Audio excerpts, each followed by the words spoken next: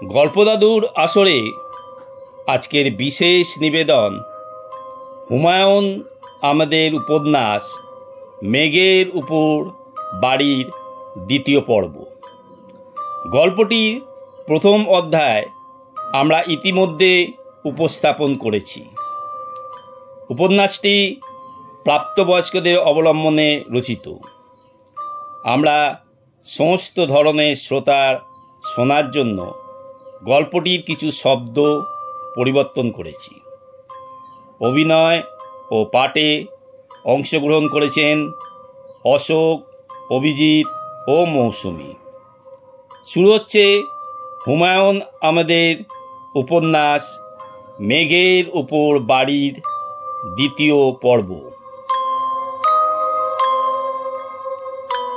প্রথম পর্বে আমরা শুনেছিলাম বিশ্ববিদ্যালয়ের প্রফেসর ইফতেখার ইসলাম সাহেব মারা যাবার পর তিনি বুঝতে পারেন জীবিত অবস্থায় তার চারপাশে পৃথিবী যেন যেমন ছিল এখন তেমন নেই। কিছু গুণগত পরিবর্তন হয়েছে, তাই তিনি তার প্রিয়তমা স্ত্রী রুবিনার সব কথা শুনতে পাচ্ছেন, দেখতে পাচ্ছেন, কিন্তু কোনো স্পর্শ করতে পাচ্ছেন না। এই গল্পে তার মৃতদেহকে নিয়ে হাসপাতালের মধ্যে ডাক্তার, নার্স, এমনকি তদন্তকারী পুলিশের গতিবিধি দেখতে পাচ্ছেন, শুনতে পাচ্ছেন। গল্পে দেখা যায় পুলিশি তদন্তে প্রফেসরকে বিষ প্রয়োগে হত্যা করা হয়েছে। পরিশেষে দেখা যায় প্রফেসরের চেতনা তার শবদেহের জন্য খোঁড়া কবর দেখছেন। দূরে মাইকে তার শোক সভার কথা শোনা যাচ্ছে। তারপর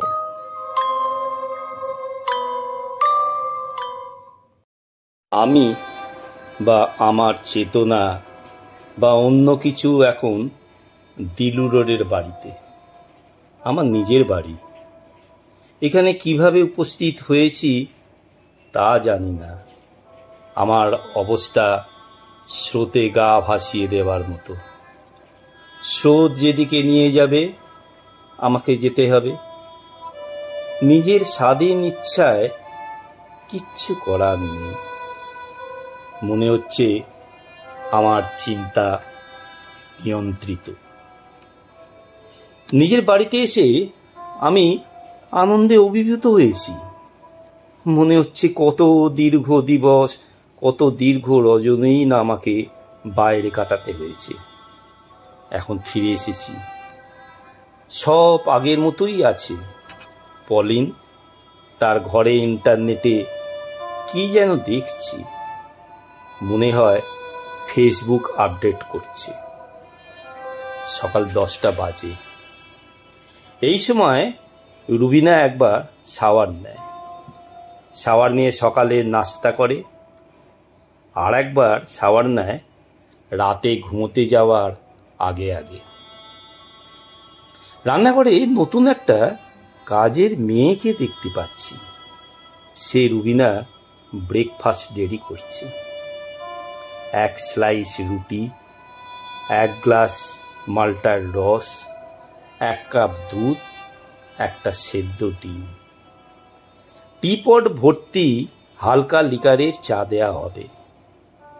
রুবিনা নাস্তা করার ফাঁকে ফাঁকে চা খাবে। দিনের প্রথম সিগারেটটা অবশ্যই শুরুতেই হবে মাল্টার রসের সঙ্গে চুমুক দিয়ে। কাদের রান্নাঘরে ঢুকছে। সে গলা নিচু করে বলল, ড্রয়িং রুমে গেস্ট আসছে, 1 কাপ কফি দেন, চিনি দুধ ও ব্ল্যাক কফি। চিনি দুধ ছাড়া এই জিনিস মানুষ কেমনে খায় কে জানে। সালমা বলল, কফি আপনি নিজে বানায়া নিয়ে যান, আমার হাত বন্ধ। কাদের বলল, গেস্ট কে আসছে শুনলে হাতের কাজ বন্ধ হয়ে যাবে। ডিব্রিড ইন্সপেক্টর ম্যাডামকে অ্যারেস্ট করতে আসছে। কোন কি? Murder charge. ম্যাডাম আমাদের স্যারে বিষ খাওয়ায় মেরেছে, প্রত্যেকে খবর চলে এসছে। ও আল্লাহ! আপনি তো ও আল্লাহ বলার দরকার নাই, ম্যাডাম বলবে ও আল্লাহ। যত্ন করে কফি বানায় দেন, নিয়ে যাই। কফির সঙ্গে আর কিছু দিব? কেক দিব? শুধু কফি চেয়েছে, শুধু কফি নিয়ে যাব। বাড়তি যত্ন করলে সন্দেহ করবে। পুলিশের লোক, আমি নিজেও বিপদের মধ্যে আইছি, দুনিয়ার প্রশ্ন করতেছে। আপনি বেঁচে গেছেন, আপনি জয়েন করেছেন স্যারের মৃত্যুর পর, তারপরেও টুকটাক প্রশ্ন আপনারেও করবে। ডিবরির পুলিশ নিজের বাপরেও ছাড়ে না, এমন খতরনাক জিনিস বাবা। কাদের কপি নিয়ে অতি বিনীত ভঙ্গিতে ডিবি ইন্সপেক্টর খলিলের সামনে রাখলো। খলিল বলল, থ্যাংক ইউ। কাদের বিনয়ে ভেঙে পড়ে বলল, স্যার, নো মেনশন। খলিল বলল, বাসার ঘরে বেশ কয়েকটা অ্যাস্ট্রে দেখছি, এখানে কি সিগারেট খাওয়া যায়? জি খাওয়া যায়। সিগারেট কি আপনার সঙ্গে আছে না এনে দেবো? সিগারেট সঙ্গে আছে স্যার। লাইটার কি আছে? আছে, thank you. No mention sir. Madam এখন শাওয়ার নিতেছেন, শাওয়ার নিয়ে ব্রেকফাস্ট করবেন, তারপর আপনার কাছে আসবেন। কোনো অসুবিধে নেই, আমি অপেক্ষা করব। ম্যাডামের মেয়েটির কি বাসায় আছে? জি আছে। কি কি করতেছে জানি না, দেখে আসবো? দেখে আসতে হবে না, আপনি আমার সামনে বসুন। আপনার স্যারকে যে রাতে হাসপাতালে নিয়ে যান, সে রাতের ঘটনা আপনার মুখ থেকে শুনি। ঘটনা যা ঘটেছে তাই বলবেন, নতুন কিছু যুক্ত করবেন না, আবার কিছু বাদও দেবেন না। বলুন, কি ঘটেছিল? কাদের কি ঘটেছিল বেশ গুছিয়ে বলছে। আমি কাদেরের কথা শুনছি, সে কি ভাবছে তাও বুঝতে পারছি। পুলিশ ইন্সপেক্টর খলিল কি ভাবছেন তা বুঝতে পারছি না। মনে হয় তিনি কিছু ভাবছেন না, কিংবা যা আমাকে নিয়ন্ত্রণ করছে সে খলিলের ভাবনা আমাকে জানতে চাচ্ছে না। কাদের বলছে, স্যার, আমি থাকি একতলায়, রাত আনুমানিক 1:30 ঘটিকায় ম্যাডাম আমার ঘরে ধাক্কা দিলেন। আমি দরজা খুলতেই ম্যাডাম বললেন, মেন রোডে গিয়ে দাঁড়াও, তোমার স্যারের শরীর খারাপ, অ্যাম্বুলেন্স আসতে বলেছি, এর মধ্যে চলে আসার কথা। তুমি অ্যাম্বুলেন্সকে বাসায় চিনিয়ে নিয়ে আসবে। ম্যাডামের কথা শুনে আমি দৌড়ে রাস্তায় চলে গেলাম। খলিল বলল, স্যারের কি হয়ে জানতে চাইলে না? তখন জানতে চাই নাই, অ্যাম্বুলেন্স আসার পর জানতে চেয়েছে। জি না, তখন রোগী নিয়ে দৌড়াদৌড়ি। অ্যাম্বুলেন্সের সঙ্গে হাসপাতাল গিয়েছিলে? জি অবশ্যই। খলিল সিগারেট ধরাতে ধরাতে বলল, ওই রাতে আপনার ম্যাডাম আপনার ঘরে যান নাই, তিনি আপনাকে মোবাইল টেলিফোনের সিগারেট কিংবা গাঁজার পুড়িয়া আনতে বলেছেন। আপনি ওই জিনিস নিয়ে ফিরে এসে শোনেন অ্যাম্বুলেন্স এসে আপনার স্যারকে নিয়ে গেছে, আপনি হাসপাতালেও যান নাই। আমি বুঝতে পারছি কাদের ভয়ে আতঙ্কে অস্থির হয়ে পড়েছে। পুলিশ ইন্সপেক্টর প্রতিটি কথাই সত্য। কাদের ভেবে পাচ্ছে না এই লোক এত কিছু জানল কিভাবে। খলিল হাই তুলতে তুলতে বলল, সমানে মিথ্যে কথা বলে যাচ্ছে, শরীর থেকে চামড়া খুলে নেব। কান ধরে 10 বার উঠবোস করুন। খলিলের কথা শুনে আমি অবাক। মিষ্টি গলায় আপনি আপনি করে কান ধরে উঠবোস করতে বলছে। কাদের সঙ্গে সঙ্গে আদেশ পালন করল। খলিল বলল, আমি যতক্ষণ এই বাড়িতে থাকব আপনি ততক্ষণ কান ধরে থাকবেন। আপনার ম্যাডাম যদি কান থেকে হাত নামাতেও বলে তারপরেও নামাবেন না। অবশ্যই অবশ্যই স্যার। বাথরুম গেলে কি যাওয়া যাবে? যাওয়া যাবে না কেন, কান ধরে যাবেন। খলিল আর একটা সিগারেট ধরালো। সে আনন্দিত এবং উৎফুল্ল। খলিল চমৎকার প্যাঁচ খেলাচ্ছে। আমি প্রায় নিশ্চিত সে রুবিনাকে প্যাঁচে ফেলবে। সে প্রস্তুতি নিয়েই এসেছে। আপনার নাম যেন কি? কাদের? এত লম্বা নাম তো ডাকতে পারবো না। এখন থেকে আপনার নাম কাদু। অসুবিধা নেই স্যার। এখন যান, আপনার ম্যাডামের ব্রেকফাস্ট টেবিলের পাশে দাঁড়িয়ে থাকুন। ম্যাডাম যখন জিজ্ঞেস করবে কান ধরে কেন, তখন আমার কথা বলবেন। খবরদার কান থেকে হাত নামাবেন না। কান থেকে হাত নামালে আপনাকে ট্যাবলেটের মতো গিলে ফেলবো। কান থেকে হাত নামাবো না স্যার। আপনি যখন বলবেন তখন নামাবো, তার আগে না। খলিল ভুল করেছে। রুবিনা সহজ চিজ না। কাদের কান ধরিয়ে সে রুবিনাকে ভয় পাওয়ানোর চেষ্টা করছে। রুবিনা ভয় পাওয়া টাইপ মেয়ে না। খলিলের সঙ্গে রুবিনার কথোপকথনের জন্য আমি অপেক্ষা করছি। আনন্দময় অপেক্ষা বলা যেতে পারে। কোনো একটা ভালো সিনেমা দেখার আগের মুহূর্তে আনন্দের মতো আনন্দ। মৃতদেহেও তাহলে আনন্দ বেদনার ব্যাপার আছে, তবে আনন্দ বেদনার তীব্রতা কম। কাদের কান ধরে ঘুরছে। দৃশ্যটি মজার লাগছে। জীবিত মানুষ অন্যের বিবৃত অবস্থায় আনন্দ পায়, এই জগতেও তাই। রুবিনা সিগারেট হাতে ড্রয়িং রুমে বসতে বসতে বলল, সরি, দেরি করলাম। খলিল উঠে দাঁড়ালো, বিনীত গলায় বলল, ম্যাডাম কোনো সমস্যা নেই। কাদের বলে একজন আমাকে কফি দিয়েছে, কফি খাচ্ছিলাম। খলিল চাচ্ছিল কাদেরের প্রসঙ্গ ওঠায় রুবিনা তার কান ধরে দাঁড়িয়ে থাকা বিষয়ে কিছু বলবে। রুবিনা কিছুই বলল না।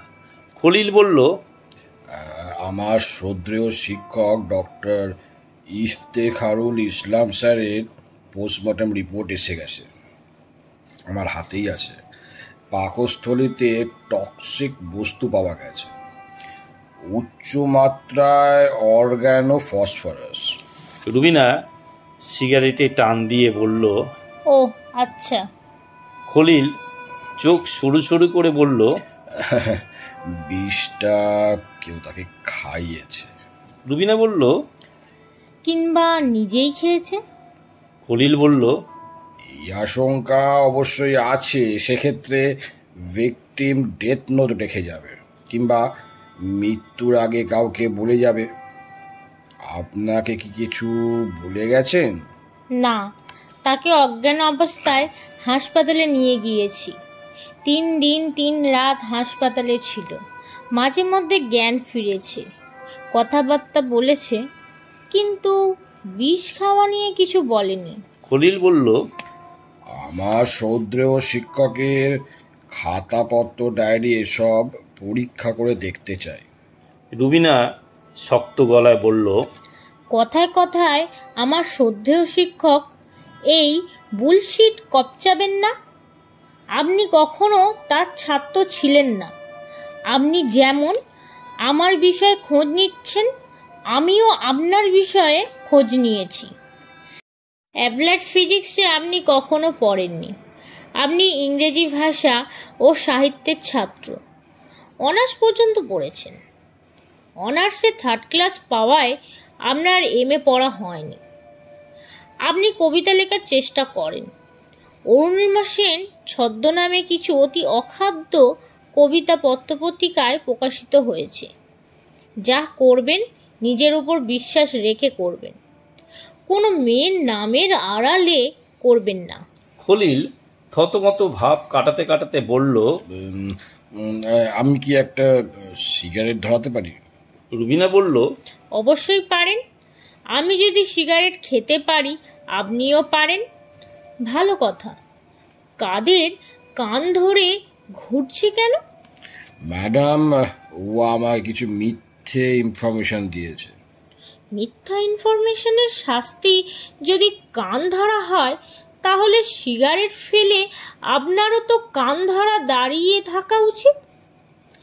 আপনিও আমাকে মিথ্যে ইনফরমেশন দিয়েছেন।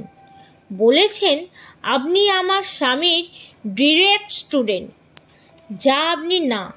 খলিল বলল, ম্যাডাম, কাদের একটি হত্যাকাণ্ডের সাসপেক্ট, আপনিও সাসপেক্ট। আমি তদন্তকারী অফিসার। মামলা তদন্তের সাহায্যের জন্য আমার সাসপেক্টদের সঙ্গে কিছু মেন্টাল গেম খেলি। তার সঙ্গে আমি এক ধরনের মেন্টাল গেম খেলছি। কাদেরের মোরালিটি ভেঙে দেওয়া হয়েছে। এখন চট করে মিথ্যা বলবে না। আমি একজন সাসপেক্ট। জি ম্যাডাম, এ বাড়িতে যারা আছে সবাই সাসপেক্ট। আপনার মেয়ে পলিন, যার বয়স 13 বছর, সেও সাসপেক্ট। চালুনি দিয়ে চেলে মূল আসামিকে বের করা হবে। এই কাজটি আমি অতি ভালো পারি। কবি হিসেবে আমি ব্যর্থ হতে পারি ম্যাডাম, তদন্ত কর্মকর্তা হিসেবে আমার সুনাম আছে। রুবিনা বলল, আমি যেহেতু সাসপেক্ট, আপনি নিশ্চয়ই আমার সঙ্গে মেন্টাল গেম খেলবেন না। খেলা শুরু করেছেন। ম্যাডাম, আপনার সঙ্গে আমি মেন্টাল গেম এখন শুরু করি, তবে অবশ্যই শুরু করব। কখন শুরু করবেন? আপনি অনুমতি দিলে এখনই শুরু করতে পারি। ম্যাডাম, আমি আপনার স্বামীর ডেড বডি নিয়ে এসেছি। বারান্দায় দাঁড়ালেই দেখতে পাবেন পুলিশের গাড়ির পেছনে একটা অ্যাম্বুলেন্স আছে। অ্যাম্বুলেন্সের ভেতর কফিন ডেড বডি আছে। পোস্টমর্টম যেহেতু শেষ হয়েছে, ডেড বডির কাজ শেষ। খলিল পকেট থেকে হলুদ খাম বের করল। হলুদ খামের ভেতর সরকারি সিলের কাগজ।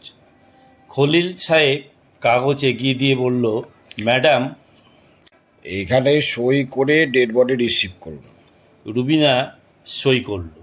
খলিল বলল, পোস্টমর্টমে ডেড বডি এভাবে হ্যান্ড ওভার করা যায় না, নানান ঝামেলার ভেতর দিয়ে যেতে হয়। আপনি দৌড়ঝাঁপ করে বিশেষ ব্যবস্থা করে নিয়ে এসেছি। এটাই আমার মেন্টাল গেম। কাদেরকে আমি অ্যারেস্ট করে নিয়ে যাব ভেবেছিলাম, ওকে আপাতত রেখে যাচ্ছি।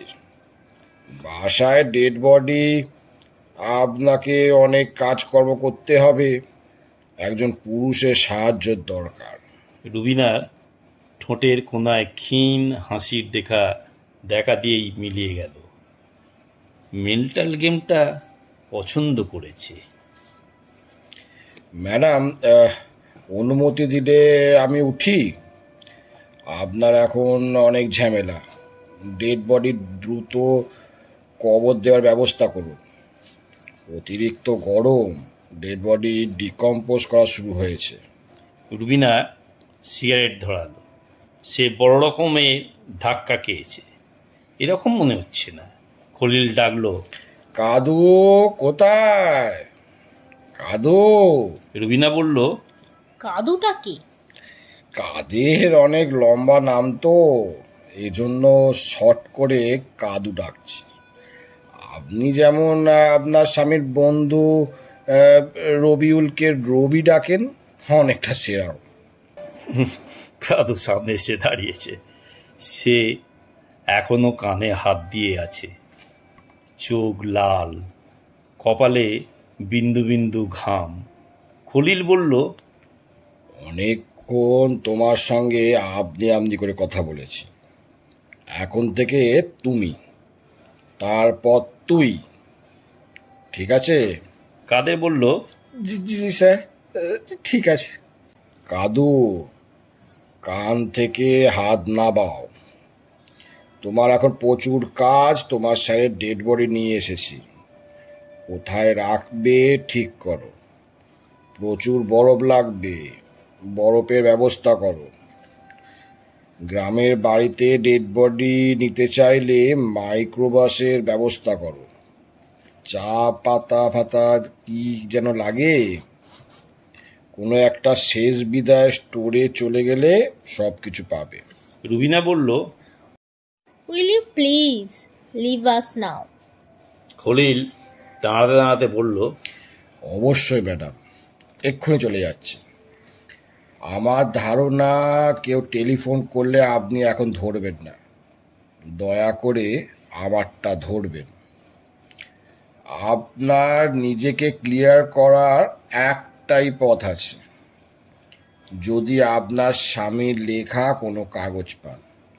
যদি লেখা থাকে আমি স্বেচ্ছায় বিষ পান করেছি, আমার মৃত্যুর জন্য কেউ দায়ী নয়, এরকম কিছু যদি পান আপনি উদ্ধার পেতে পারেন।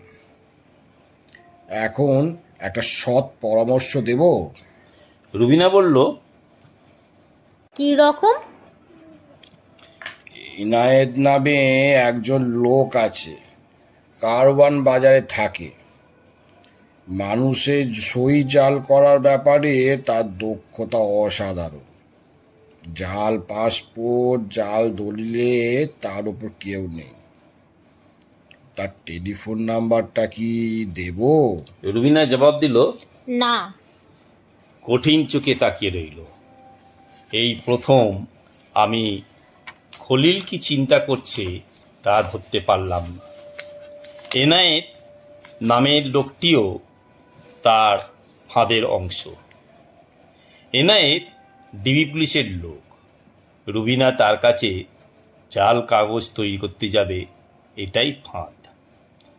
কফিন রাখা হয়েছে শোবার ঘরে উত্তরের বারান্দায়। বাড়িতে থমথমে আতঙ্ক। কাদের মাথায় টুপি পরে ফেলেছে। টুপি মাথায় কাদেরকে কখনো দেখিনি। তাকে অদ্ভুত দেখাচ্ছে। টুপির কারণেই হয়তো মুখ লম্বাটে হয়েছে। কাদের কাপ ভর্তি চালে আগরবাতি জ্বালিয়ে দিয়েছে। আগরবাতিগুলো হয় ভেজা কিংবা কোনো ভেজাল আছে, একটু জ্বলেই নিভে যাচ্ছে।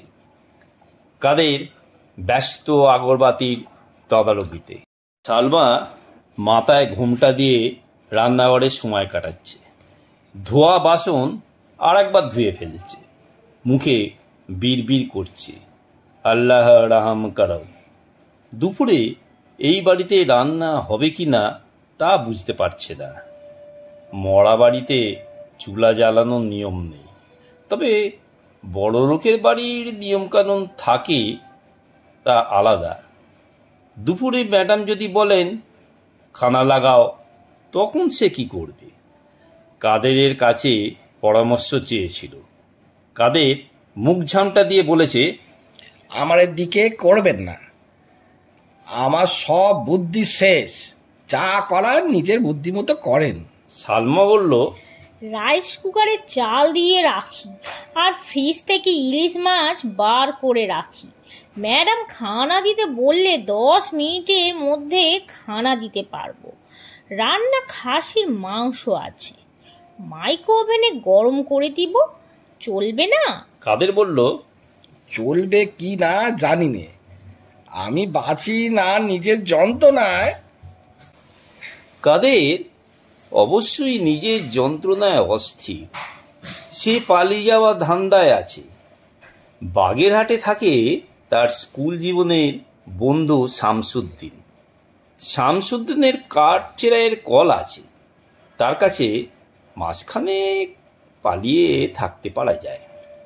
ডিবি পুলিশের ভাবভঙ্গি তার কাছে মোটেই ভালো লাগছে না। এই হারামজাদা অবশ্যই তাকে রিমান্ডে নিয়ে যাবে। পালিয়ে যেতে হলো, তাকে যেতে হবে এক কাপড়ে। ব্যাগ নিয়ে বের হলে সবাই সন্দেহ করবে। খালি হাতেও যাওয়া যায় না, টাকা পয়সা দরকার। কাদের তার মানিব্যাগ খুলে টাকা গুনল। 1000 টাকা একটা নোট আছে, ভাঙতি টাকা এই 250 মতো। এত অল্প টাকা নিয়ে রওনা হওয়া ঠিক না। কয়েকটা জরুরি জিনিস কেনা দরকার, এই বলে সে কি ম্যাডামের কাছে টাকা চাইবে? ম্যাডাম এখন দুঃখ ধান্দায় আছে। এই অবস্থায় কত টাকা যাচ্ছে তা কেউ খেয়াল করে না। রুবিনা আধ ঘন্টার উপর শোবার ঘরের রকিং চেয়ারে বসে আছে, তার হাতে মোবাইল ফোন। আধ ঘন্টা আগে সে রবিকে টেলিফোন করেছিল। খলিল ঠিকই বলেছে, রবির আসল নাম রবিউল। রুবিনা ছোট করে ডাকে রবি। রুবিনাকে ছোট করলে হয় রুবি, রবিউল ছোট করলে হয় রবি। রুবিও রবিতেও মিল। প্রথম দুবারে কলে রবি ধরেনি, তৃতীয়বারে ধরল। রুবিনা বলল, এক্ষুনি বাসায় আসো, পুলিশ ওর ডেড বডি বাসায় নিয়ে গেছে। এখন আর মাথায় কাজ করছে না, তোমাকে ব্যবস্থা করতে হবে। রবিউল বলল, তোমার বাসায় আসা সম্ভব নয়। পত্রিকায় নিউজ হয়েছে জানো, সেখানে আমার নাম আছে। খুবই ফালতু পত্রিকা, কেউ পড়ে না। 7 সকাল নাম, হেডিং করেছে স্ত্রীর কর্তৃত্ব অধ্যাপকের স্বামী খুন। তোমাকে পড়ে শোনাবো। পড়ে শোনাতে হবে না, পত্রিকা নিয়ে চলে এসো। বললাম তো আসা সম্ভব নয়, আবার নিউজ হয়ে যাবে। ডিবি পুলিশও আমাকে সন্দেহ করছে। কিছুক্ষণ আগে ডিবি পুলিশের এক ইন্সপেক্টর টেলিফোন করেছে, নাম ওই কি বেশ খলিল। তুমি তাহলে আসতে পারছো না? না, সম্ভব না। তোমাকে বাস্তব বুঝতে হবে। তোমার বাড়ির সামনে নিশ্চয়ই সাংবাদিক ঘুরুঘুরু করছে। আমার বাড়ির সামনে কোনো সাংবাদিক ঘুরঘুর করছে না। ওরা আড়ালে আবডালে থাকে, সুযোগ মতো উদয় হয়। এদের আমি সুযোগ দেব না।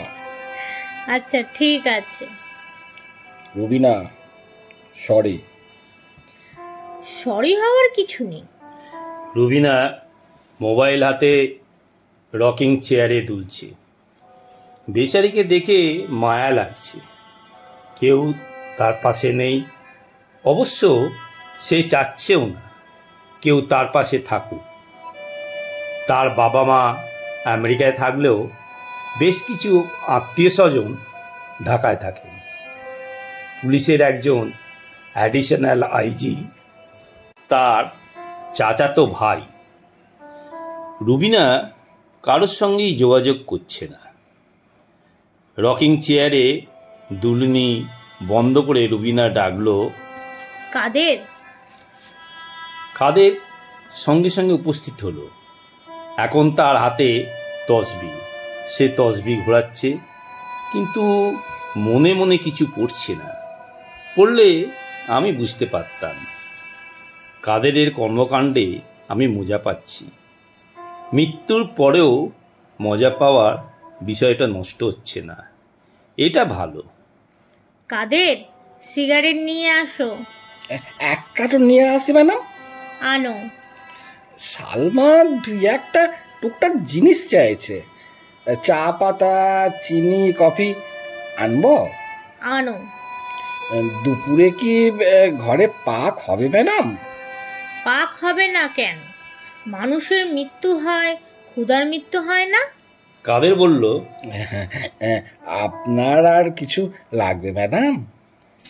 একটা পত্রিকা নিয়ে আসতে পারো, সকাল না কি যেন নাম। 7 সকাল? হ্যাঁ, 7 সকাল। থাক, পত্রিকা আনতে হবে না। টাকা দেন না ম্যাডাম, 2000 দিলেই চলবে। আমার খাটের ডান দিকের ড্রয়ারে টাকা আছে, তাড়াতাড়ি আসবে, আমার সিগারেট শেষ। ড্রয়ার খুলে কাদের 50,000 টাকা একটি বান্ডিল পেল। ব্যাংকে সাঁটা কাগজ নেই, বান্ডিল থেকে কিছু হয়তো খরচ হয়েছে। কাদের বান্ডিল নিয়ে বেরোচ্ছে, আমি চোর চোর বলে চিৎকার করছি। আমার চিৎকার রুবিনার কানে গেল না, যাওয়ার কথাও না। আমি কাদেরের সঙ্গে আছি, কাদের লক্ষ্য করছে না আমাদের বাড়ির সামনে দাঁড়িয়ে থাকা একজন তাকে অনুসরণ করছে।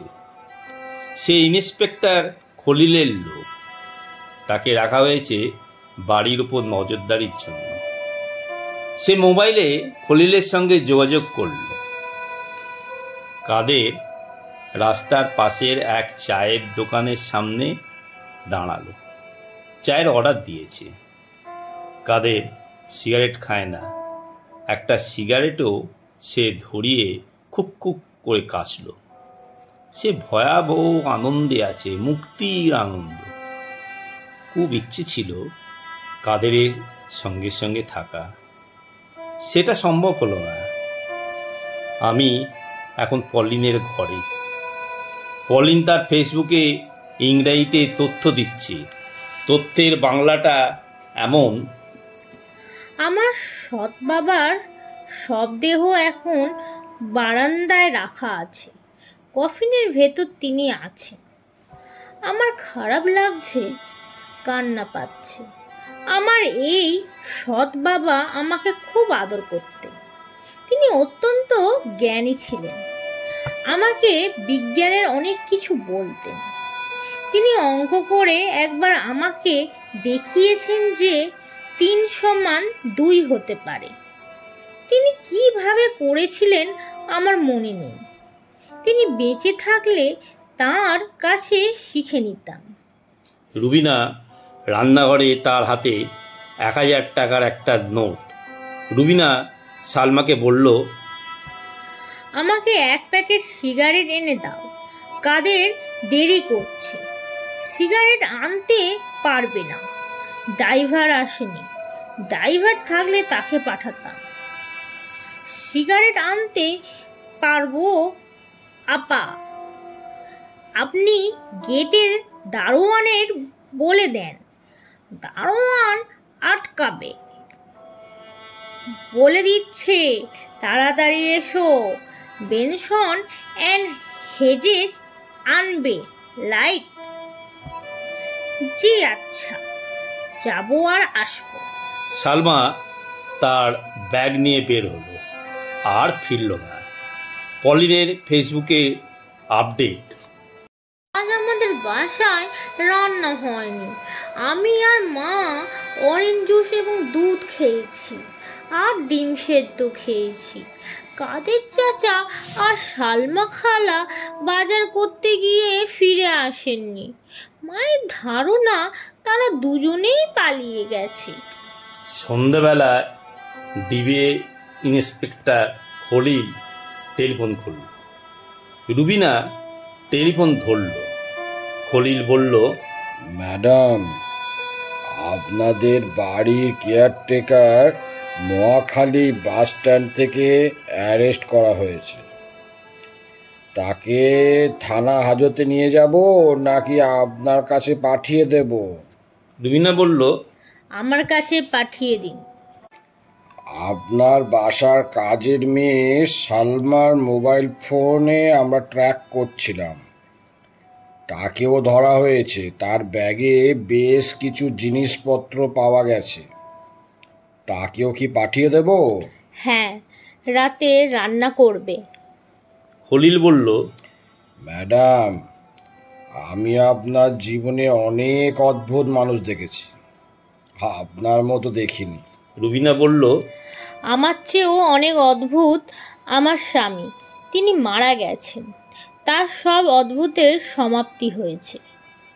আমি কি আপনাকে একটা অনুরোধ করতে পারি? পারেন।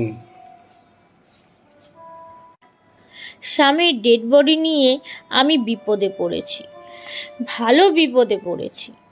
আপনি কি কোনো গতি করতে পারেন? কি ধরনের গতি? ডেড বডি তার গ্রামের বাড়িতে পাঠাতে পারেন? হ্যাঁ, পারি। সাসপেক্ট হিসেবে আপনারা কি আমাকে অ্যারেস্ট করবেন? এখন না, আপনি তো পালিয়ে যাচ্ছেন না, আমাদের নজরদারিতেই আছেন। তবে আপনার বন্ধু রবিউলকে অ্যারেস্ট করা হয়েছে, যাকে আপনি আদর করে রবি ডাকেন। ও আচ্ছা। আপনার জন্য আরেকটি দুঃসংবাদ আছে। আপনার হাজব্যান্ডের বড় মামা কিছুক্ষণ আগে মারা গেছেন। সরি। রবিনা বলল, আপনি সরি হচ্ছেন কেন? আপনি তো তাকে মারেননি। আপনাকে একটি দুঃসংবাদ দিয়ে কষ্টের কারণ হয়েছি বলে সরি বললাম। ঠিক আছে। আমার কাছ থেকে আর কোনো সাহায্য কি আপনি চান? চাই। এনায়েত নামের একজনের টেলিফোন নাম্বার দেবেন বলেছিলেন। টেলিফোন নাম্বারটা চাই। তার আগে জানতে চাই, আমি আপনার প্রধান সাসপেক্ট। আমাকে সাহায্য করতে চাচ্ছেন কেন? আপনার মতো রূপবতী একজন ফাঁসিতে ঝুলবে ভাবতে কষ্ট লাগছে বলেই হয়তো বলছি। আমি কুরুপা হলে কি এনায়েতের নাম্বার আপনি দিতেন না? হয়তো না। নাম্বারটা লিখুন। একটু ধরুন, আমি কাগজ কলম নিয়ে আসছি। রুবিনা কাগজ কলম আনতে গেছে। আমি আর্তচিৎকার করছি, রুবিনা ভুল করবে না, ভয়ঙ্কর ফাঁদে পা দেবে না, খবরদার, খবরদার, খবরদার। রুবিনা শান্ত ভঙ্গিতে টেলিফোন নাম্বার লিখল। রুবিনা ফাঁদে পা দিতে যাচ্ছে, আমি তাকে আটকাতে পারছি না। আমি একজন অবজারভার ছাড়া কিছুই না, শুধু দেখা ছাড়া আমার কিচ্ছু করার নেই। রুবিনার ঠোঁটের ফাঁকে বাঁকা হাসি।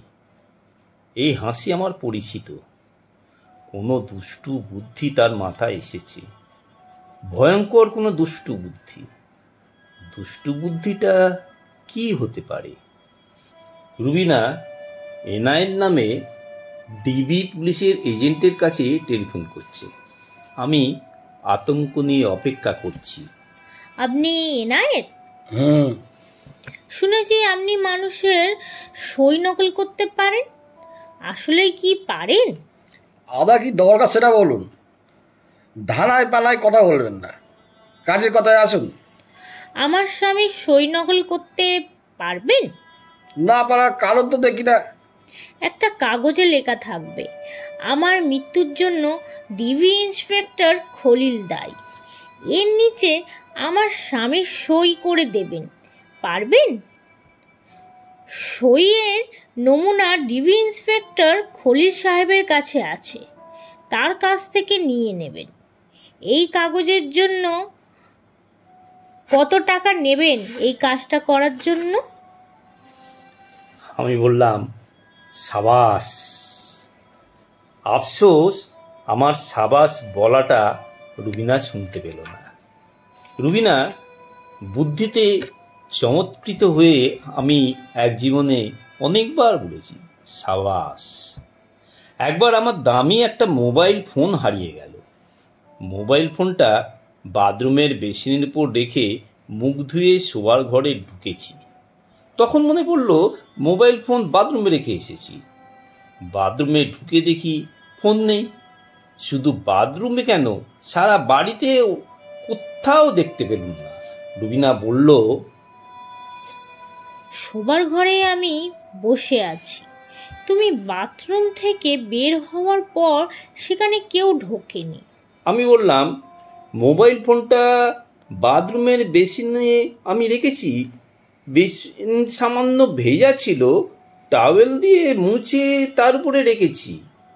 রুবিনা বলল, তাহলে এই কাজটা তুমি করেছো তোমাদের ইউনিভার্সিটির বাথরুমে। তোমার ওয়েইন ইউনিভার্সিটির বাথরুম আর বাড়ির বাথরুম গুলিয়ে ফেলেছো। টেলিফোন করে খোঁজ নাও। খোঁজ নিয়ে ইউনিভার্সিটির বাথরুমে মোবাইল ফোন পাওয়া গেল। আমি মনে মনে বললাম, সাবাস। মাইক্রোবাসে করে আমার ডেড বডি গ্রামের বাড়ির দিকে রওনা হয়েছে। ড্রাইভারের পাশে বসেছে কাদের। একদিনে সে বুড়ো হয়ে গেছে, সোজা হয়ে হাঁটতে পারছে না, বাঁকা হয়ে হাঁটছে, কথাও পরিষ্কার বলতে পারছে না, সব কথাই জড়ানো। ধরা পড়ার পর পুলিশ তাকে ভালো মতো ডলা দিয়েছে, নিজের ঠোঁট কেটে ফুলে উঠেছে। এই ফোলা মনে হয় আরো বাড়বে। সে কেন পালিয়ে গিয়েছিল এই ব্যাখ্যা রুবিনাকে দিতে গিয়েছিল। রুবিনা বলল, তোমার কথা পরে শুনবো। তোমার স্যারের ডেড বডি নিয়ে রওনা হয়ে যাও। কি নিয়ে রওনা হও ম্যাডাম? তোমার স্যারের ডেড বডি। কাদের ফ্যাসফ্যাসে গলায় বলল, জি জি ম্যাডাম। এমনিতেই সে আতঙ্কে ছিল, এখন সে আতঙ্ক 10 গুণ বাড়ল। চোখ কোটর থেকে বেরিয়ে হওয়ার উপক্রম হলো। কাজে মেয়ে সালমা ফিরে এসেছে, যেন কিছুই হয়নি। এই ভাব নিয়ে সে রান্না বসাচ্ছে। একবার এসে বলে গেল, মরা বাড়িতে মাছ খাওয়া নিষেধ, ইলিশ মাছের বদলে ডিমের সালুন করি।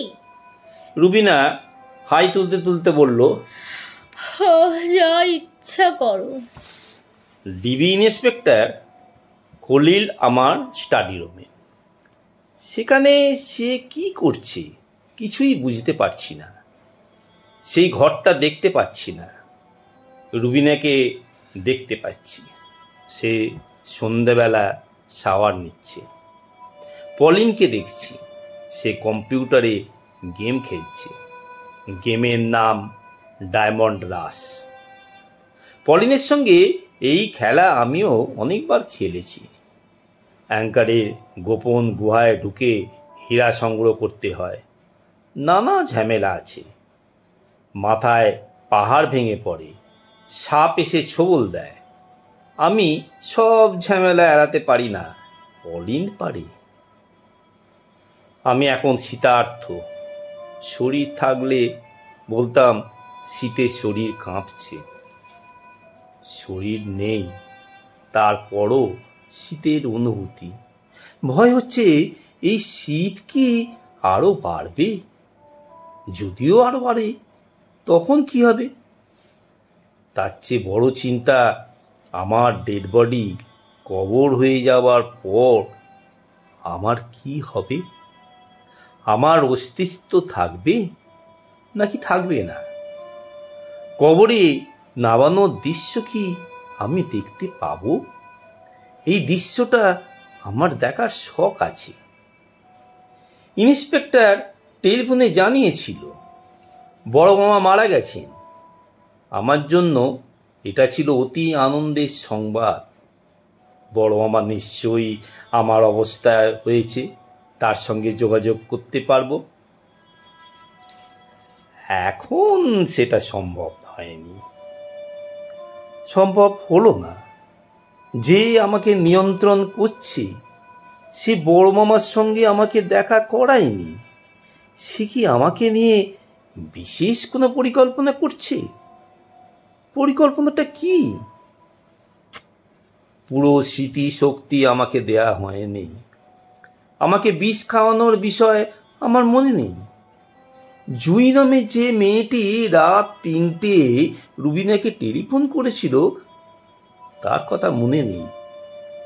পলিনের বাবা কে তাও মনে নেই।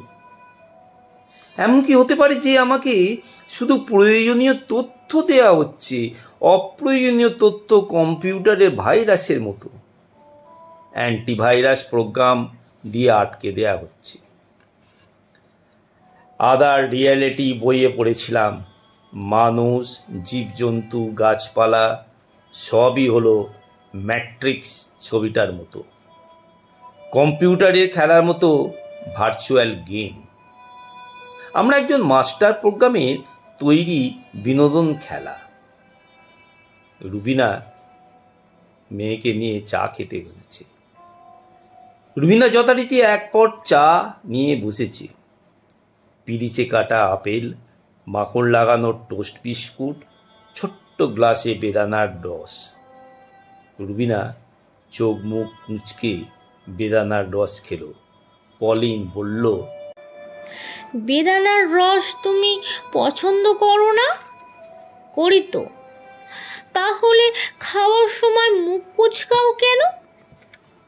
রুবিনা বলল, কষ্টা, এই জন্য পছন্দ করি না।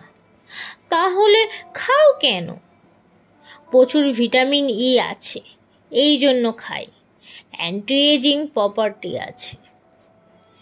বেদানার রস খেলে তোমার বয়স বাড়বে না, ধীরে বাড়বে। তুমি কি অনেকদিন বেঁচে থাকতে চাও? সবাই চায়, আমি চাই না। অল্প বয়সে মরে যেতে চাও? ওই লোক বাবা স্টাডি রুমে এতক্ষণ ধরে কি করছে? রুবিনা চমকে উঠে বলল, বাবা বলছো কেন?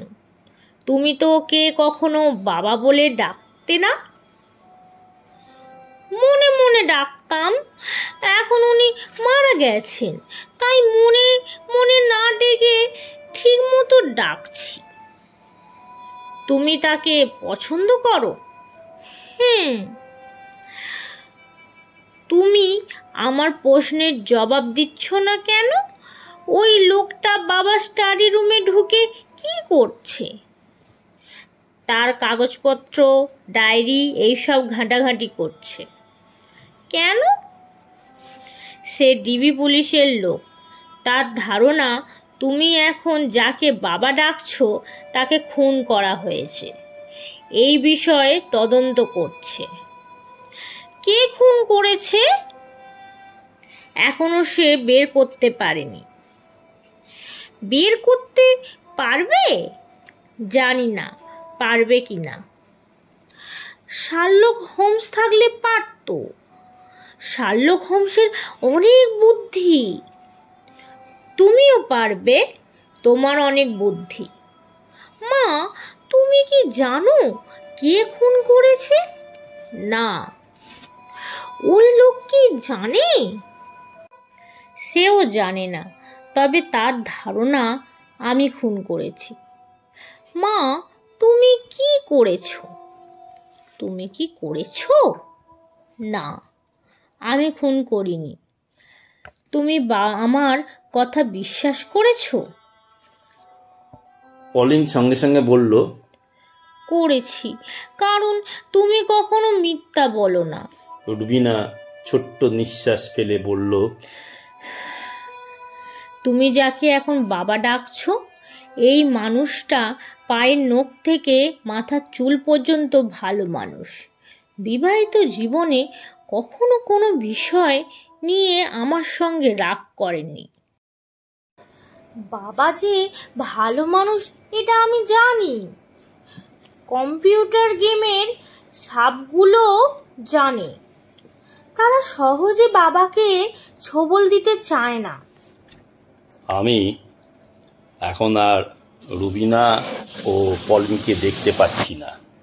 রুবিনা ও পলিন এই মুহূর্তে যে কথাটি বলল তা আমাকে জানানোর জন্যই হয়তো এই দুজনকে এতক্ষণ দেখছিলাম।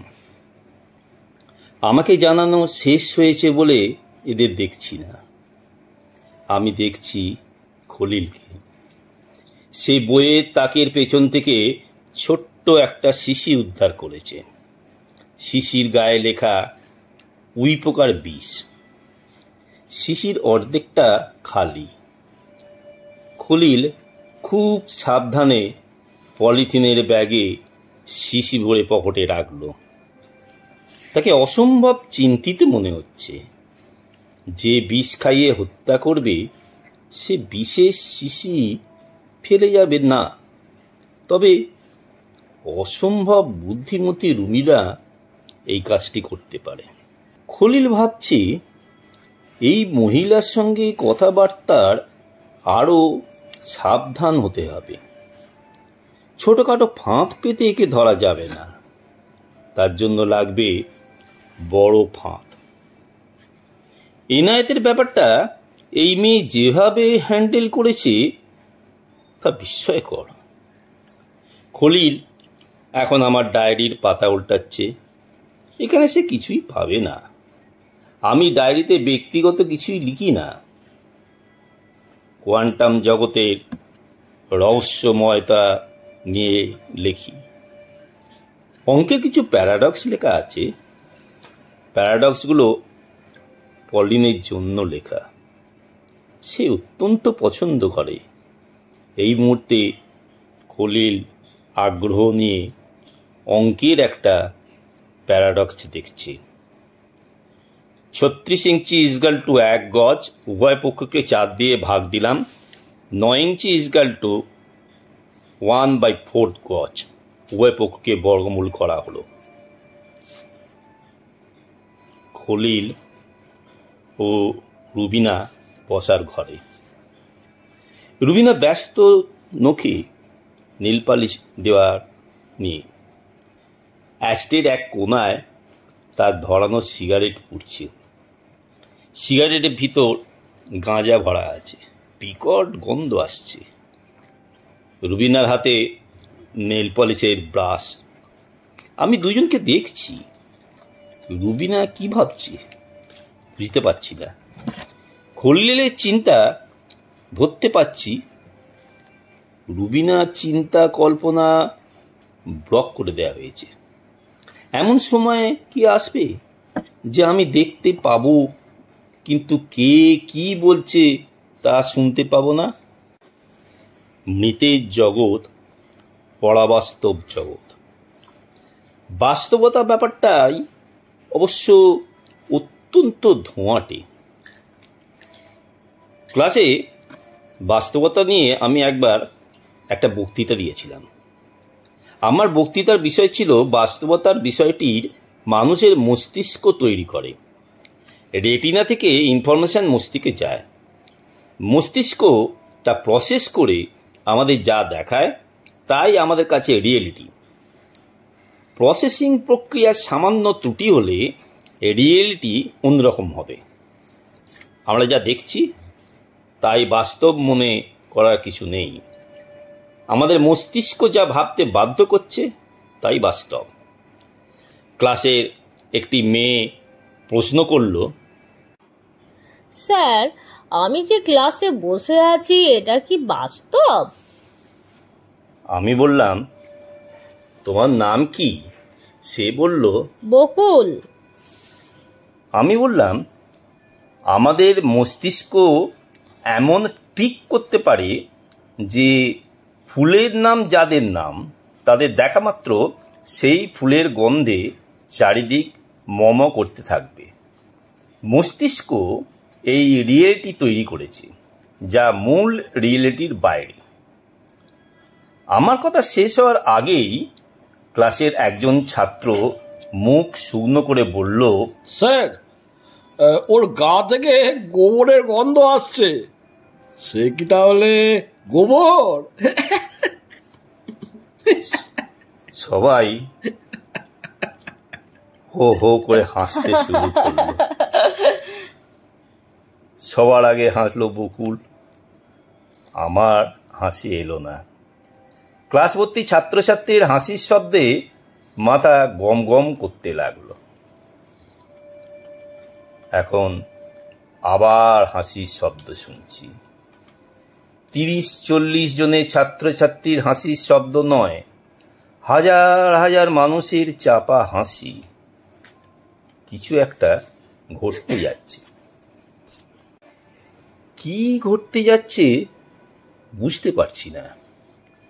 আমি কি অন্য কোনো বাস্তবতায় ঢুকে যাচ্ছি? হাসির শব্দ ছাপিয়ে রুবিনার গলা শুনলাম, স্টাডি রুমে কিছু পেয়েছেন? ইনসেকটিসাইডের একটা বোতল পেয়েছি। বোতলে কি আছে তা জানার জন্য ল্যাবরেটরিতে পাঠাবো। খাতাপত্র ঘাঁটাঘাঁটি করে কিছু পাননি? না, আমি আপনার মেয়ে পলিনকে কিছু প্রশ্ন করতে চাই। আজ বাদ থাক, আরেকদিন করুন। তার বাবার ডেড বডি সারা দিন বারান্দায় পড়েছিল, সে সঙ্গত কারণেই আপসেট। খলিল বলল, আমি যতদূর জানি ইফতেখার সাহেব তার বাবা নন। বাবা না হলেও পলিন তাকে বাবা বলে ডাকা শুরু করেছে। আগে ডাকতো না, আজ থেকে ডাকছে। পলিনকে প্রশ্ন না করে আপনি আমাকে প্রশ্ন করুন, যত ইচ্ছা করুন। আমি মিথ্যা কথা বলি না।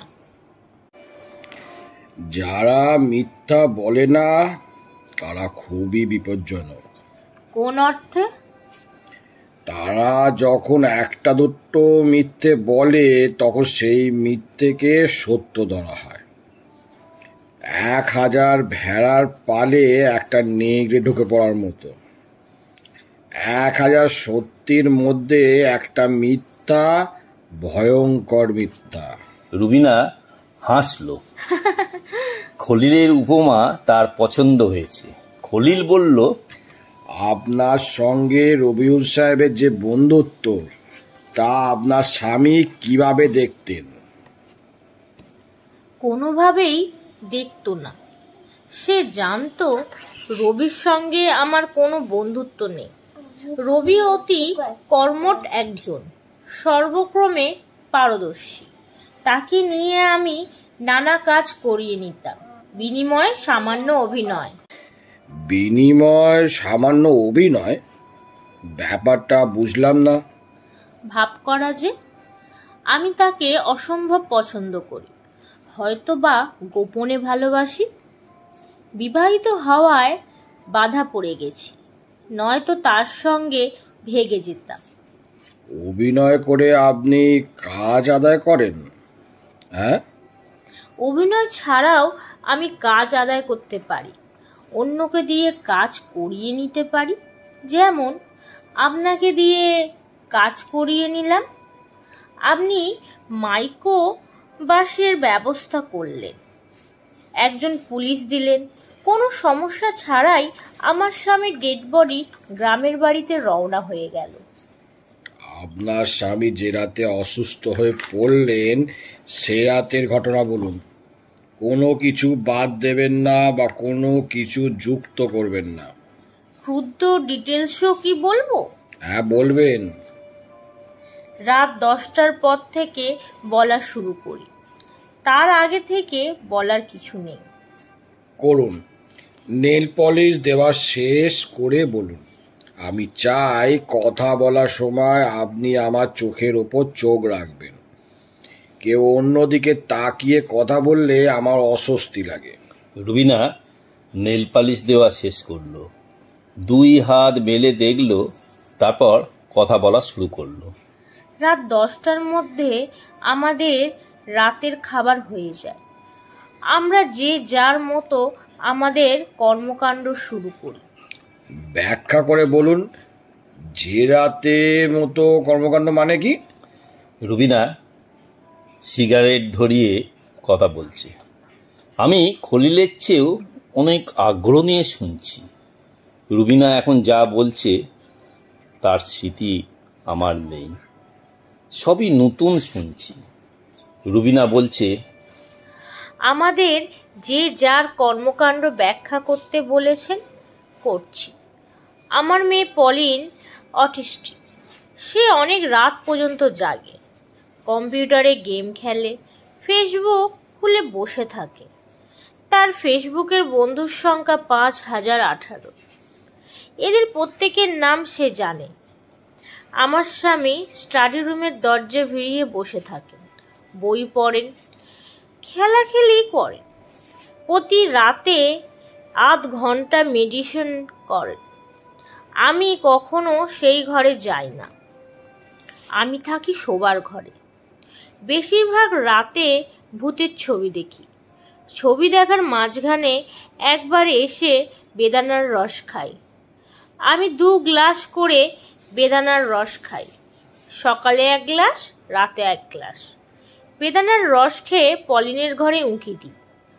আমাকে দেখে পলিন বলল, ডোন্ট ডিস্টার্ব মি প্লিজ। আমি বলি, আই লাভ ইউ। পলিনের ঘর থেকে নিজের ঘরে আসি। ছবি দেখা শেষ করে ঘুমিয়ে পড়ি। সেই রাতে আমি পালস্কাই নামের একটা ভূতের ছবি দেখছিলাম। ছবির মাঝখানে বেদানার জুস খেতে গিয়ে দেখি টেবিলে জুসের গ্লাস নেই। কাজের মেয়েটা নতুন, সে জুস বানিয়ে তাতে 2 টুকরা বরফ দিয়ে খাবার টেবিলে রাখতে ভুলে গেছে। আমি গেলাম পলিনের ঘরে। পলিন বলল, ডোন্ট ডিস্টার্ব মি। আমি বলি, আই লাভ ইউ। নিজের ঘরে এসে ছবি শেষ করে ঘুমাতে গেলাম। কতক্ষণ ঘুমিয়েছি জানি না। ঘুম ভাঙল পলিনের ঝাঁকুনিতে। খোলা দরজা দিয়ে সে ঢুকেছে। আমার ঘুম ভাঙানোর চেষ্টা করেছে। আমি ধর্মড় করে জেগে উঠে বললাম, কি হয়েছে মা? পলিন কাঁদতে কাঁদতে বলল, বাসায় ভূত এসেছে। ভূতটা কি করেছে? আমাকে ডিস্টার্ব করছে। কিভাবে ডিস্টার্ব করছে? গো গো ঘট ঘট করে শব্দ করছে, দরজায় বাড়ি দিচ্ছে। চল দেখি। পলিন বলল, আমি যাব না, তুমি এসে দেখো, ভূতটাকে তাড়িয়ে দিয়ে আসবে। আমি পলিনের ঘরে গেলাম। সেখান থেকে গেলাম স্টাডি রুমে। ভূত রহস্য ভেদ হলো। আমার স্বামী মেঝেতে অজ্ঞান হয়ে পড়ে আছে।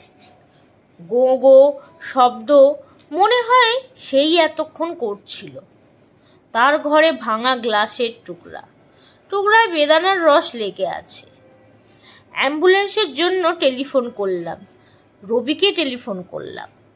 তাকে হাসপাতালে নিয়ে গেলাম। খলিল বলল, ডাক্তাররা কি ফুড পয়জনের চিকিৎসা করেছে? স্টমাক ওয়াক্স করেছে? না, তারা মাইন্ড স্ট্রোক ধরে নিয়েছে, সেভাবে চিকিৎসা করেছে। আমি যে সত্যি কথা বলছি, এরকম কি মনে হচ্ছে? হ্যাঁ, তবে কাজের মেয়েটা নতুন এসেছে কথাটা মিথ্যে। আমি যতদূর জানি, সালমা নামের মেয়েটি আপনার স্বামীর মৃত্যুর পর জয়েন করেছে। আপনার এই অংশটা কি মিথ্যা নয়? হ্যাঁ, মিথ্যা। এই মিথ্যাটা কেন বলেছেন? জানি না কেন বললাম। খলিল বলল, আমি জানি আপনি খুব গুছিয়ে গল্প বলতে গেছেন। গুছিয়ে গল্প বলতে গেলে অপ্রয়োজনীয় জিনিস চলে আসে। আপনারও এসেছে। হতে পারে। আপনার মেয়ে পলিন তার বাবাকে খুব পছন্দ করে, আপনি বলেছেন, ঠিক না? হ্যাঁ, ঠিক। সে তার বাবার সঙ্গে রাত জেগে কম্পিউটার গেম খেলে। হ্যাঁ।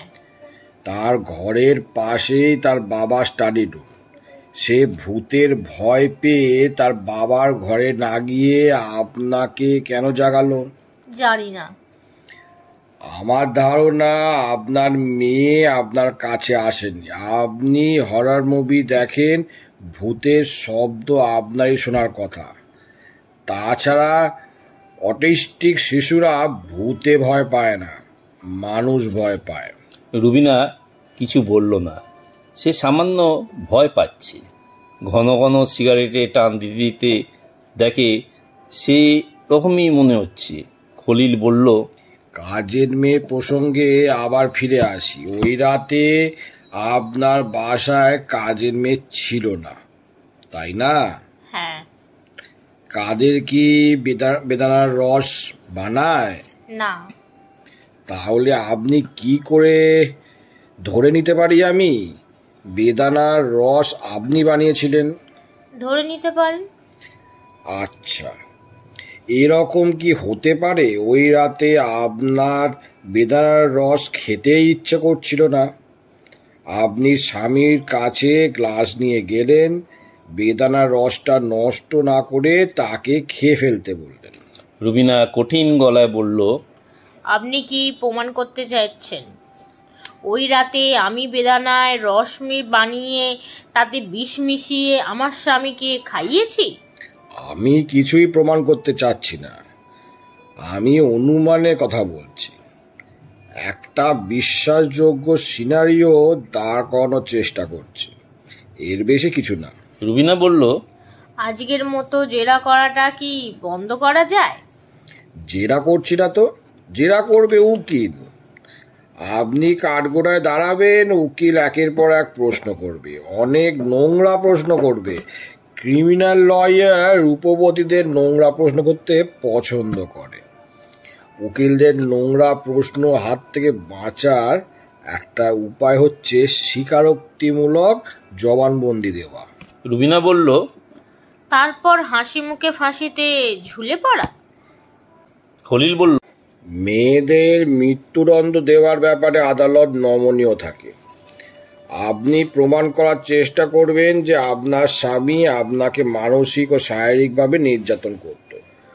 ঘরে রূপবতী স্ত্রী রেখে সে বেশ্যায় গমন করত। কাজের মেয়ের সঙ্গে তার শারীরিক সম্পর্ক ছিল। এইসব দেখে শুনে আপনার মাথা ঠিক ছিল না। ভেবে দেখবেন। ম্যাডাম, আমি উঠি। আগামীকাল ম্যাজিস্ট্রেটের সামনে জবানবন্দি দেবেন। ছোট একটা দুঃসংবাদ আছে, দুঃসংবাদটা কি দেব? দিন, আপনার সুসংবাদগুলো দুঃসংবাদের মতো। খলিল উঠে দাঁড়াতে দাঁড়াতে বলল, খুব বড় দুঃসংবাদ অবশ্য নয়। আপনার স্বামীর ডেড বডি নিয়ে যে মাইক্রোবাসটি যাচ্ছিল সেটা খাদে পড়ে গেছে। কাদের ঠ্যাং ভেঙে গেছে, সে হাসপাতালে ভর্তি হয়েছে। রুবিনা শব্দ করে হেসে ফেলল। আমার নিজেরও হাসি আসছে। রুবিনা হেসে ফেলার কারণ খলিল ধরতে পারছে না। তাকে খানিকটা কনফিউজড মনে হচ্ছে। কাদের যে কয়বার মাইক্রোবাস বা বাসে করে টাকার বাইরে গেছে, সে কবারই অ্যাক্সিডেন্ট হয়েছে এবং প্রতিবারই তার পা ভেঙেছে। ব্যাপারটা কাকতালীয় নাকি বোধের অগম্য অন্য কিছু? রুবিনা গা দুলিয়ে হাসছে। এই হাসির একটা নাম আছে, শুধু ঠোঁটে হাসা নয়, সর্বাঙ্গে হাসা, শরীর হাসা। খলিল বলল, আপনার মেয়ে পলিন সম্পর্কে জানতে চাইছি। সে কি আপনার আগের হাজব্যান্ডের সন্তান? রুবিনা বলল, আমি একবারই বিয়ে করেছি, আমার আগের হাজবেন্ড বলে কিছু নেই। তাহলে পলিন কে? পলিন আমার ছোট বোনের মেয়ে। আমার ছোট বোনের বিয়ে হয়নি।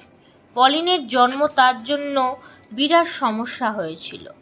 পলিনকে তার কাছ থেকে নিয়ে আমি আমার বোনকে মুক্তি দিই। পলিন জানে আমি তার মা। আপনার ছোট বোনের বিষয়ে বলুন। সে আমেরিকায় থাকে, বিয়ে করেছে, সুখে আছে। সে এই হত্যার মামলায় সে কোনোভাবেই যুক্ত নয়, কাজেই তার বিষয়ে কিছু বলবো না। আপনি পালিয়ে মা সাজিয়েছেন পলিনের। আপনার স্বামী কেন বাবা সাজলেন না? আমি চাইনি। আমার স্বামী একজন পবিত্র মানুষ। অপবিত্র কোনো কিছুর সঙ্গে সে যুক্ত হোক তা চাইনি। অপবিত্র কোনো কিছুর সঙ্গে যুক্ত থাকতে আপনার আপত্তি নেই? না। গাড়ি খাদে পড়েছে বলে শুনল এবং তা মনে হলো গিরিখাত। প্রথম যখন শুনলুম আমার ডেড বডি বহন করা মাইক্রোবাস খাদে পড়েছে, তখন ভেবেছিলাম ভয়াবহ কিছু ঘটেছে। এখন আমি অকুস্থলে আছি, তেমন কিছু ঘটেনি। রাস্তার পাশে নর্দমায় পড়ে গিয়েছিল, ধাক্কাধাক্কি করে গাড়ি তোলা হয়েছে। ড্রাইভার স্টার্ট নেওয়ার চেষ্টা করছে, ইঞ্জিন কিছুটা ঘড়ঘড় শব্দ করে থেমে যাচ্ছে। কাদেরকে হাসপাতালে নেওয়া হয়েছে শুনেছিলাম, এটাও সত্যি নয়। সে কিছুক্ষণ পর পর পা চেপে ধরে গোঙানির আওয়াজ করছে। তার চেহারা নীল বর্ণ ধারণ করেছে।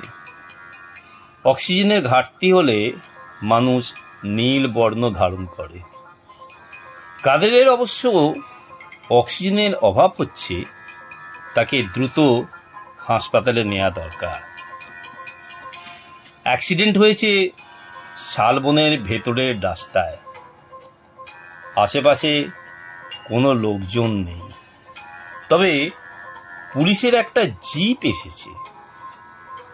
মাইক্রোবাস দড়ি দিয়ে জিপের সঙ্গে বাঁধা হচ্ছে, দড়ি টেনে নিয়ে যাওয়া হবে।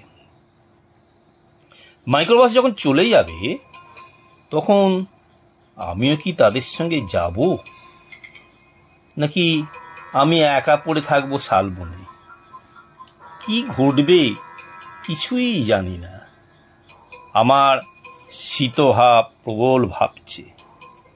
হিমশীতল হাওয়া একটা বিশেষ দিক থেকে আসছে। সেই দিক উত্তর, দক্ষিণ, পূর্ব না পশ্চিম কে জানে। পুলিশের জিপ মাইক্রোবাস নিয়ে চলে গেছে। মাইক্রোবাসের ভেতর আমার ডেড বডি, আমি বা আমার চেতনা একা পড়ে আছি। এর কোনো মানে হয়? কতক্ষণ থাকবো এখানে? মৃত্যুর পরের জগতে সময় থাকার কথা নয়, কাজেই কতক্ষণ একা পড়ে থাকবো এই চিন্তাও অর্থহীন। হয়তো অনন্তকাল পড়ে থাকবো। সূর্য একসময় বামন নক্ষত্র হয়ে পৃথিবী গিলে খাবে, আমি এখানেই পড়ে থাকব। যেদিক থেকে হিমশীতল হাওয়া আসছে সেদিকে আকাশে এক ধরনের আভা দেখছি। এর মানে কি? হঠাৎ সেই আভার দিকে এক ধরনের টান অনুভব করলাম। খুব হালকাভাবে কিছু একটা আমাকে টানছে। আমার অনন্ত যাত্রা কি সেই দিকে? কোথায় যাব? আমি হতাশ গলায় বললাম, এখানে কেউ কি আছেন যিনি আমাকে সাহায্য করবেন? কথা শেষ হওয়ার আগেই বনের ভেতর থেকে শিয়াল ডাকতে লাগলো। শিয়াল প্রহরে প্রহরে ডাকে। এখন কোন প্রহর? কেউ একজন শিয়ালের ডাকের সঙ্গে মিলিয়ে ছড়া বলছে, শিয়াল ডাকে হুক্কা হুয়া, তুহিনদের কাজের বুয়া, তাই পেয়েছে ভয়, তার যত সাহস ছিল সব হয়েছে ক্ষয়, জয় শিয়ালের জয়। ছড়া পাঠ করছে খলিল। আমার অবস্থান এখন খলিলদের বাসায়। খলিলের সামনে 5-6 বছরের একটি মেয়ে, এর নাম নিশ্চয়ই তুহিন। খলিল তার সদ্য লেখা ছড়া মেয়েকে পড়ে শোনাচ্ছে। তুহিনের ছড়া শোনার আগ্রহ নেই, সে রাক্ষসের ছবি আঁকছে। খলিলের স্ত্রী রান্নাঘরে, সে রান্নার তদারকি করছে। আজ তাদের বাসায় পোলাও, খাসির রেজালা এবং রোস্ট রান্না হচ্ছে।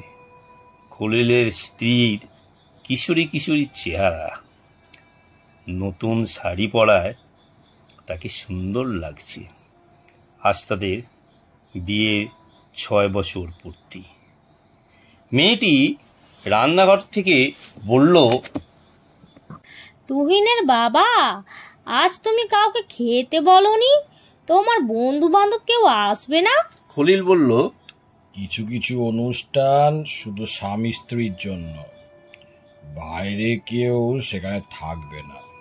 আমি এক গাদা খাবার রান্না করেছি, সব বাড়ি তো তুমি অন্যদের বলতে।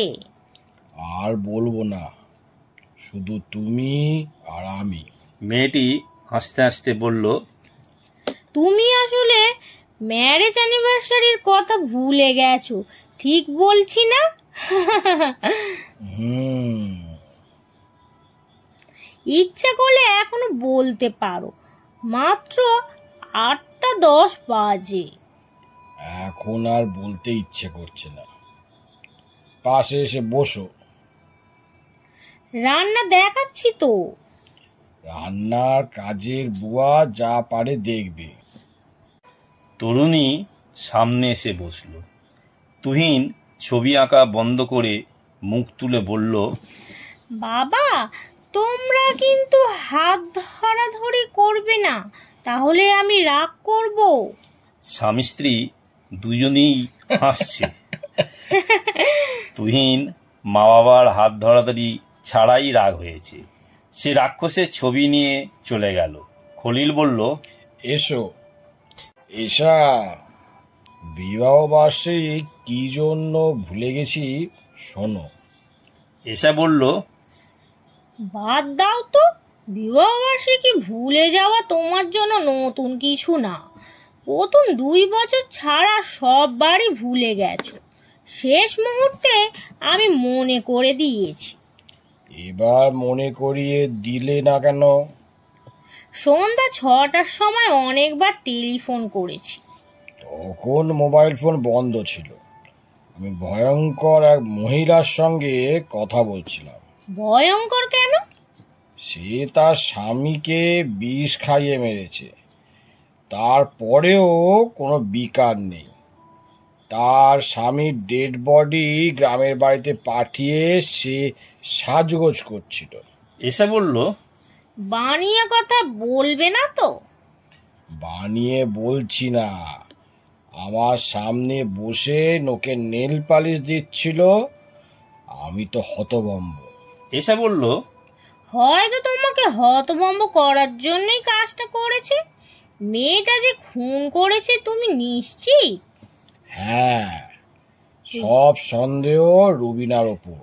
রুবিনা নাম? তার গাঁজা খাবারও অভ্যেস আছে। What a character. এসা বলল, সাধারণত দেখা যায় সব সন্দেহ যার ওপর সে খুন করেনি।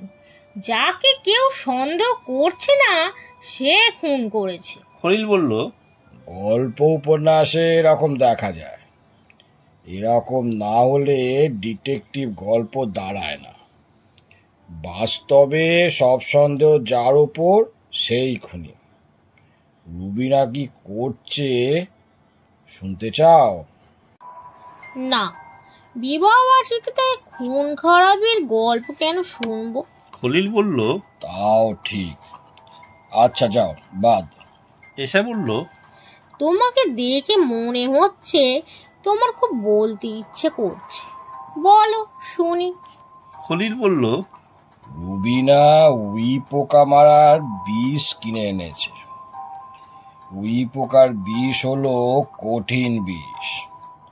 বেদানা জুস ভর্তি গ্লাসে অর্ধেক বোতল ঢেলেছে, তার স্বামীকে খাইয়েছে। এসা বলল, রুবিনা দেখতে কেমন? খলিল বলল, খুনি হলো খুনি। দেখতে রাজকন্যার মতন হলেও খুনি, দাঁত উঁচু তারকা রাক্ষসীর মতো দেখতে হলেও খুনি। তার মানে তোমার এই খুনি খুবই রূপবতী? হ্যাঁ, রূপবতী। রূপবতীদের নানান ফ্যাগরা থাকে। স্বামীর বন্ধুদের সঙ্গে প্রেম তাদের একটি মোটিভ, এটাই হবে। আলোচনার এই পর্যায়ে আমি হঠাৎ বলে উঠলুম, ঈশা, তোমার স্বামীর কথা বিশ্বাস করবে না। উই পোকার বিষের বিষয়টা আমার মনে পড়েছে। বিষ আমি আনিয়েছি, বড় মামার ফার্মেসির একটি ছেলেকে দিয়ে কিনিয়েছি। বিষ কিনিয়েছি আর একটা স্প্রে কিনিয়েছি। আমার বইয়ের উই পোকা ধরেছে, উই পোকা মারার জন্য। উই পোকার ওষুধ যেখানে পাওয়া গেছে স্প্রেটাও সেখানে ছিল। আমি কথা শেষ করলাম। কথা শেষ করা না করা কিছু যায় আসে না। এসা মেয়েটির সঙ্গে বা জীবিত কারোর সঙ্গেই আমার যোগাযোগের ক্ষমতা নেই। এসা আমাকে চমকে দিয়ে তার স্বামীকে বলল, উই পোকার ওষুধ কেনা হয়েছে বই পড়তে দেওয়ার জন্য। খলিল বলল, তুমি জানলে কোথা থেকে? তোমায় কে বলেছে? এসা বলল, আমাকে কে আবার বলবে, এরকম মনে হচ্ছে বলে বলছি। ওষুধ যেখানে ছিল সেখানে স্প্রে ছিল, থাকার তো কথা। খলিল চিন্তিত মুখে বলল, হ্যাঁ ছিল, এখন মনে পড়েছে। তুমি কিভাবে বলছো? এসা হাসতে হাসতে বলল, আমি প্রায় মন থেকে এমন সব কথা বলি, তা সত্যি হয়। তুমি তো এটা জানো। খলিল হ্যাঁ সূচক মাথা নাড়ল। আমি বললাম, এসা প্লিজ তোমার স্বামীকে বলো রুবিনা তার স্বামীকে খুন করেনি, কেউ খুন করেনি। এটা ছিল সাধারণ মৃত্যু, হার্ট অ্যাটাক বা অন্য কিছু। বলো এসা, বলো। এসা বলল, রান্না হতে দেরি হবে, তুমি কি 1 কাপ চা খাবে? না। খাও 1 কাপ চা। দুজন বারান্দায় বসে চা খাই, চলো। 1 কাপ চা বানাবো, তুমি একবার চুমুক দেবে, আমি একবার। আচ্ছা যাও চা বানাও। আমি বললাম, চা পরে বানাবে এসা, আগে রুবিনা নির্দোষ এটা বলো, দেরি করছো কেন? এসা বলল, আমি মোটামুটি নিশ্চিত রুবিনা মেয়েটা নির্দোষ। তার স্বামী স্বাভাবিক মৃত্যু হয়েছে। পোস্টমর্টম রিপোর্টে অর্গ্যানো ফসফরাস পাওয়া গেছে, রিপোর্ট ভুল হয়েছে। আবার পরীক্ষা করার ব্যবস্থা কর। দেখা যাক। দেখা যাক না, ব্যবস্থা করতেই হবে। একটা নির্দোষ মেয়ে ফাঁসিতে ঝুলবে নাকি? খলিল বলল, এই প্রসঙ্গটা থাক। এসা বলল, না, থাকবে না। রুবিনা মেয়েটা নিশ্চয়ই ভয়ঙ্কর কষ্টে আছে, তুমি তার কষ্ট দূর করো। কিভাবে? টেলিফোন করে বলো যে তুমি নিশ্চিত তার স্বামীর স্বাভাবিক মৃত্যু হয়েছে। আমি নিশ্চিত না। এসা বলল, তুমিও এখন নিশ্চিত, মুখে বলছো নিশ্চিত না। আমি বললাম, এসা তুমি তোমার স্বামীকে বলো রুবিনার মতো ভালো মেয়ে খুব কম জন্মেছে। তার চেয়ে বড় কথা, সে অসম্ভব বুদ্ধিমতী। সে যদি তার স্বামীকে খুন করত তাহলে এমন ভাবে করত যে তোমার স্বামীর সাধ্য হতো না খুনের রহস্য উদ্ধারে। এই কথাটা তাকে বলে তারপর চা বানাতে যাও। এসা উঠে দাঁড়াতে দাঁড়াতে বলল, রুবিনা মেয়েটা অতি বুদ্ধিমতী। সে খুন করলে এমন ভাবে করতো যে তুমি ধরতে পারতে না। রুবিনা অতি বুদ্ধিমতী তোমাকে কে বলছে? কেউ বলেনি, আমার মন বলছে। কথা সত্যি, she is very smart. Khalil তার স্ত্রীকে নিয়ে বারান্দায় বসেছে। তাদের সামনে 1 কাপ চা। সেই কাপে একবার খলিল চুমুক দিচ্ছে, একবার এসা চুমুক দিচ্ছে। তুহিন রাক্ষসের ছবি নিয়ে বারান্দায় ঢুকলো, গাল ফুলিয়ে বলল, তোমরা হাত ধরাধরি করে বসে আছো কেন? হাত ছাড়ো, আমি খুব রাগ করেছি। খলিল হাত ছেড়ে উঠে দাঁড়ালো। এসা বলল, কোথায় যাচ্ছ? খলিল বলল, রুবিনা ম্যাডামকে একটা টেলিফোন করব। রুবিনা তার মেয়ের ঘরে বসে আছে। পলিন হীরক সঙ্গে খেলা খেলছে। একটা ভয়ঙ্কর জায়গা পার হতে পারছে না। 2টো সাপ ছোবল দিয়ে মেরে ফেলছে। পলিন বলল, বাবা থাকলে এই সাপের জায়গাটা পার করে দিত। বাবা পারে, আমি পারি না। রুবিনা বলল, সে এখন নেই। সাপ খোপের জায়গা তোমাকে একাই পার করতে হবে।